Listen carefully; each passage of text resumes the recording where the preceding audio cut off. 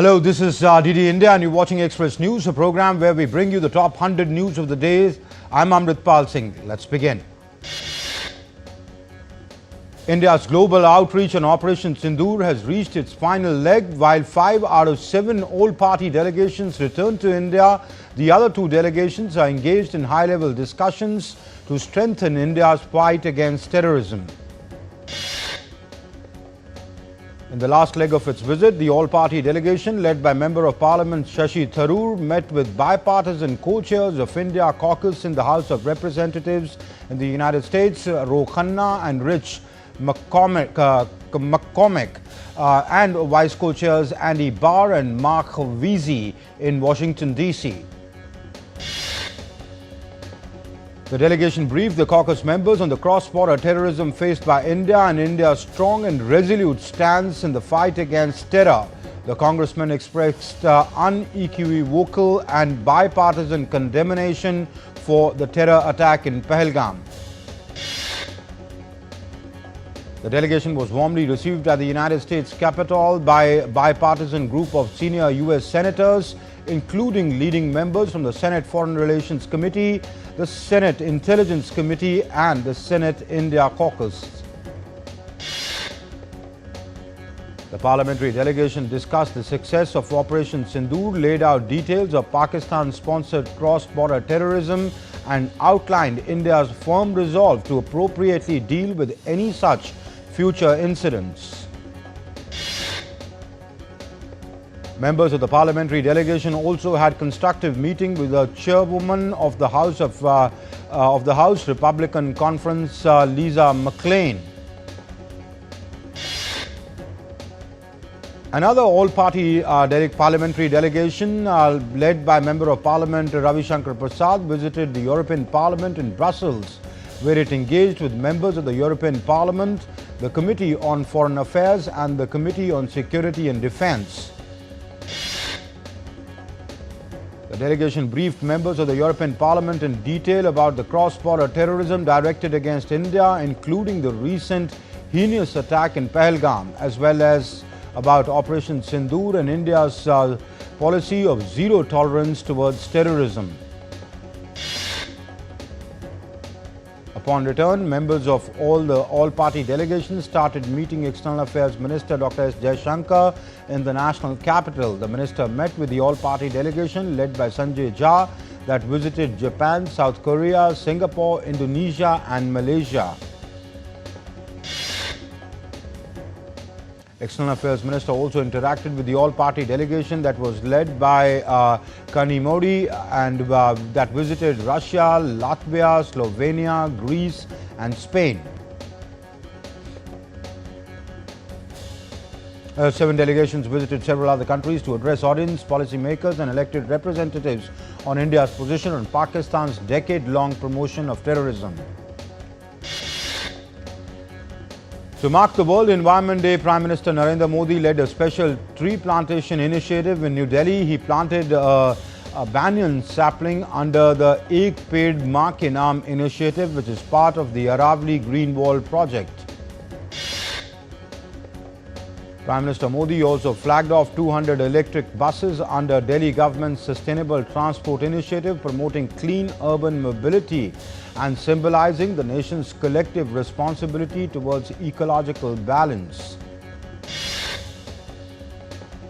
Prime Minister Modi also planted a Sindoor sapling at his New Delhi residence, gifted by women who showed courage in the 1971 war during his Kutch visit, symbolizing gratitude and an environmental commitment. Prime Minister Modi shared a video on social media calling for deepening efforts towards protecting our planet and overcoming challenges. He also complimented all those working at the grassroots to make our environment greener and better. Prime Minister Narendra Modi celebrated 11 years of NDA governance, marking his 3rd term's first anniversary. In a video on X, he highlighted poverty alleviation with schemes like PM Awas Yojana and Ayushman Bharat, uplifting 25 crore people globally. On the NDA's 11th anniversary, Prime Minister Modi shared a video on X showcasing schemes like Jan Dhan Yojana and Prime Minister PM Ujjwala Yojana. These initiatives enhancing banking, healthcare and housing access, transforming lives and ensuring transparency via direct benefit transfer. Prime Minister Modi also emphasized empowerment and rural infrastructure in a video on X, which highlighted schemes like Ayushman Bharat and digital inclusion and how they've lifted 25 crore from poverty, aiming for an inclusive, self-reliant India for all. Prime Minister Narendra Modi will visit Jammu and Kashmir on June 6 to inaugurate the Chenab Rail Bridge, the world's highest railway arch bridge at 359 meters. Prime Minister Modi will dedicate the 1,315-meter Chenab Rail Bridge, an engineering marvel which is 359 meters above the river. Vande Bharat trains on this bridge will connect Katra to Srinagar in just 3 hours, enhancing regional accessibility. Along with this, Prime Minister will also launch multiple projects worth $5.5 billion, including the Vande Bharat trains, boosting connectivity in a challenging terrain. India will host the 4th meeting of the India-Central Asia Dialogue in New Delhi on the 6th of June. External Affairs Minister Dr. S. Jaishankar will host the foreign ministers of Republic of Kazakhstan, Kyrgyzstan, Tajikistan, Turkmenistan and Uzbekistan. India added 2 more wetlands, Khichan and Phalodi at Mennar in Udaipur to the Ramsar list of wetlands of international importance. India's total count of Ramsar sites now stands at 91. Operating along India's extensive 11,000-kilometer coastline, the ICG safeguards critical ecosystems including coral reefs, mangroves and nesting beaches that support coastal biodiversity and livelihoods. Talking about business now, Indian equity indices ended higher on the second day on June 5th with Nifty at 24,750. At close, the Sensex was up 443.79 points at about 81,442.04. About 2,187 shares advanced, 1,643 shares declined and 146 remained unchanged. The Indian rupee ended 11 paise higher at 85.79 per dollar on Thursday versus Wednesday's close of 85.90. Brent crude futures closed down 77 cents or 1.2% at $64.86 a barrel. US West Texas Intermediate crude settled 56 cents or 0.9% lower at $62.85. Gold hit $3,380 per ounce and silver at 34.53 per ounce on Thursday, as well as weak US data fueled Fed cut rate bets. Soft US economic data, including a mere 37,000 private sector jobs added in May and contracting services sector, fueled expectations of Federal Reserve rate cuts. Asian and European markets rose. Seoul surges forward after South Korea's new president. Seoul's stock market jumped over 1%. Global markets also rose, driven by weak US data boosting Fed rate cut hopes, though tariff fears linger. Jakarta's market advanced as Indonesia rolled out a 1.5 billion stimulus to counter slow Q1 growth. Asian and European markets climbed, but Trump's tariff threats and weak Japanese bond sales tempered global optimism. US President Donald Trump signed a new travel ban Wednesday targeting 12 countries including Afghanistan, Iran and Yemen, reviving one of the most controversial measures from his first term. The move bans all travel to the United States by nationals of Afghanistan, Myanmar, Chad, Republic of Congo, Equatorial Guinea, Eritrea, Haiti, Iran, Libya, Somalia, Sudan and Yemen. It will go into effect on the 9th of June. German Chancellor Friedrich Merz is set to meet with US President Donald Trump on Thursday, hoping to build a personal relationship despite discord over Ukraine and the threat of a trade war. Russia on Thursday banned the British Council as an undesirable organization as Moscow branded London the architect of global crisis and the instigator of wars. Russian President Vladimir Putin is ready to help resolve the standoff between Iran and the United States over Tehran's nuclear program, the Kremlin said on Thursday.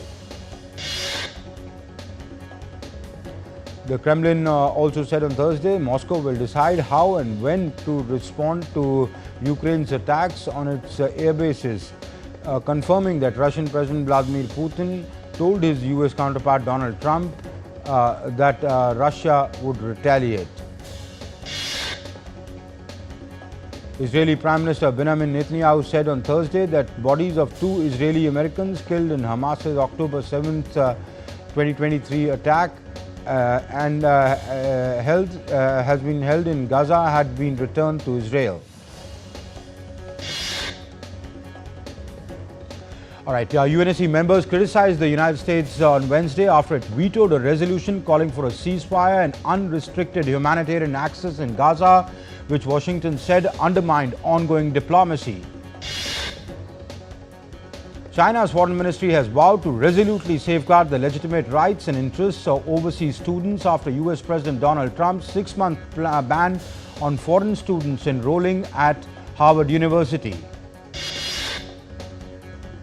US Defense Secretary Pete Hegseth said on Thursday that he was confident that the members of NATO alliance will sign up to boost defense spending, adding that it had to happen by a summit later in June. New Zealand Parliament agreed on suspensions for 3 indigenous lawmakers who last year performed haka, traditional Maori dance, disrupting the reading of a controversial bill. Guatemala's President Bernardo Aravelo reaffirmed his country's support for Taiwan while on a visit to Taipei. A 21-gun salute welcomed Aravelo's convoy in the capital. A judge in El Salvador ordered the provisional detention of prominent lawyer Ruth Lopez. He was arrested last month over allegations of embezzlement. Hundreds of elderly Argentinians gathered outside Congress to protest as lawmakers debated a bill aimed at increasing retirement benefits amid growing economic hardships faced by pensioners. Federal authorities arrested a suspect in connection with the last month's deadly bombing at a fertility clinic in Palm Springs in California. The crew of a cargo ship carrying around 3,000 vehicles, including 800 electric vehicles, abandoned it off the coast of Alaska after a fire broke out on board. The Peruvian government extends the state of emergency and curfew in the province of Patas for 60 days, where 13 workers were murdered in May. Bolivia's armed forces have denied allegations of planning a coup against the government amid escalating nationwide unrest fueled by fuel shortage crisis.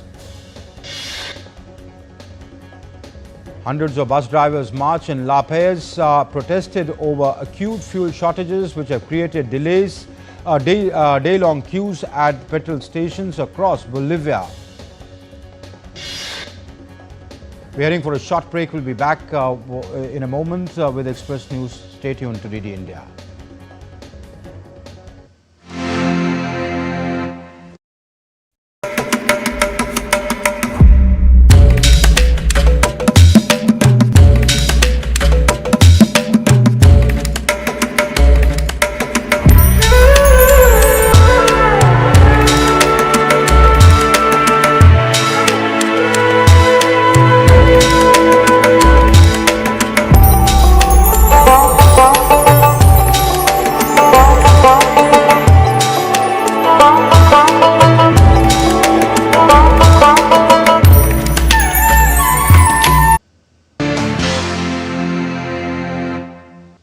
Welcome back. You're watching Express News on DD India. Let's resume.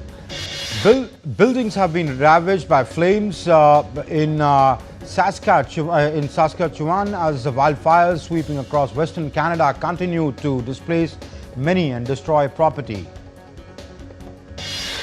In Canada, the blazes fueled by hot temperatures and high winds have scorched vast areas of forests and penetrated deep into several northern communities.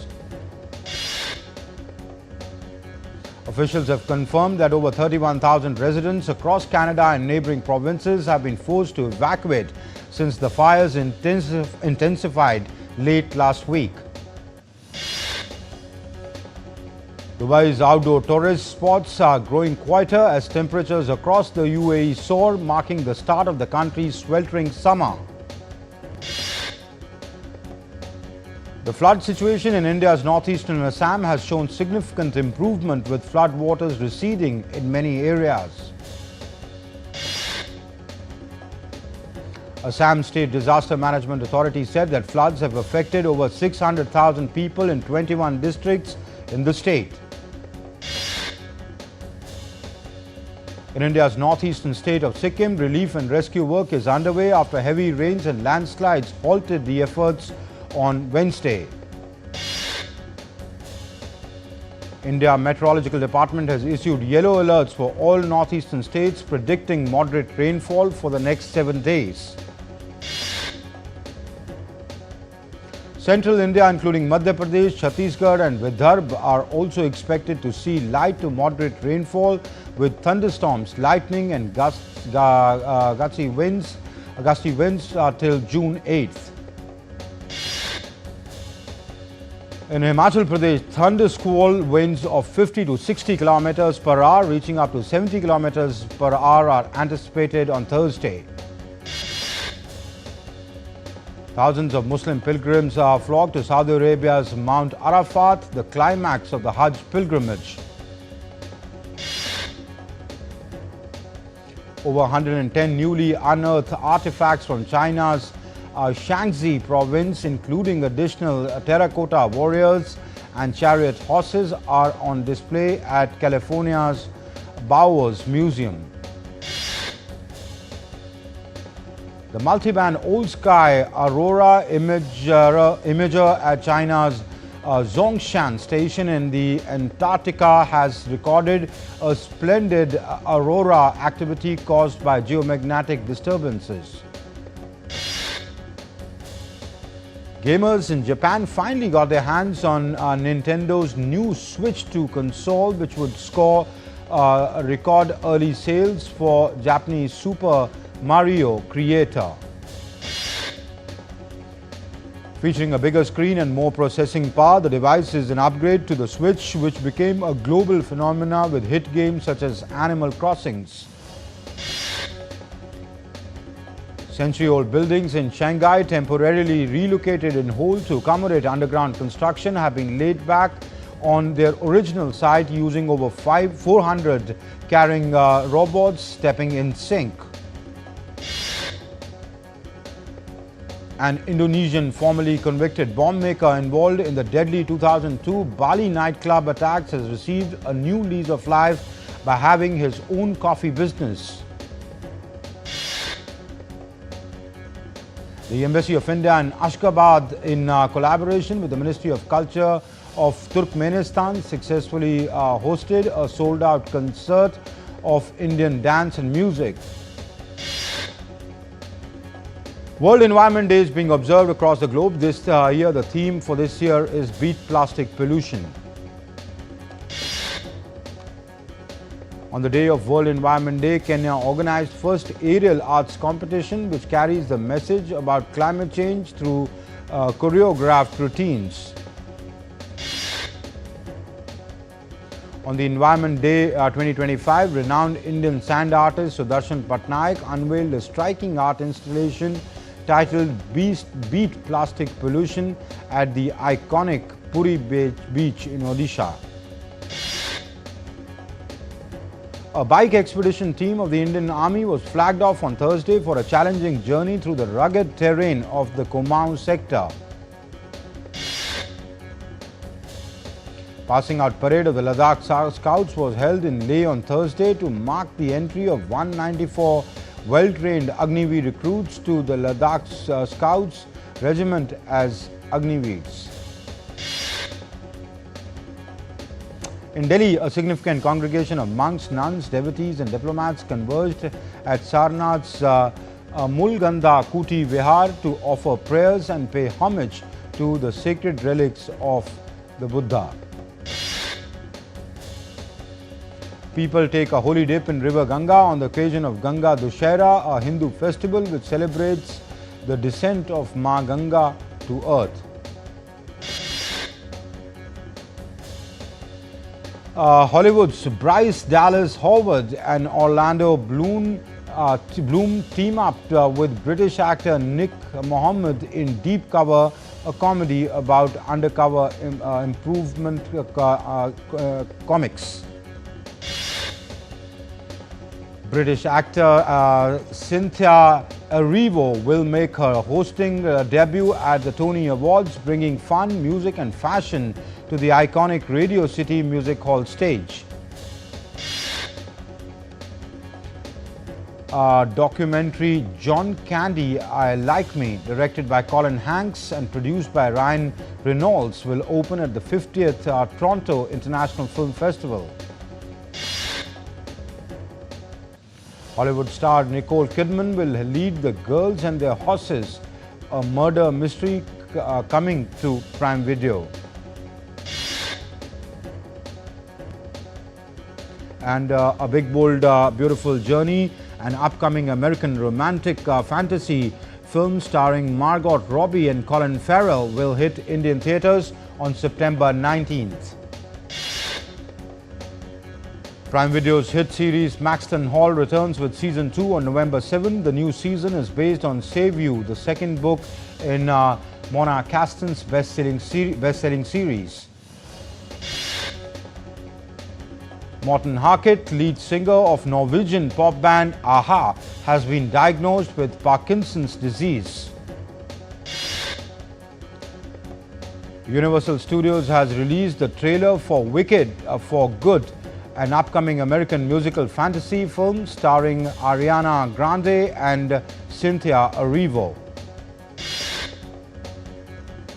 Filmmaker Anurag Basu and producer Bhushan Kumar reunite for Metro in Dino, a Hindi film about modern love and messy lives.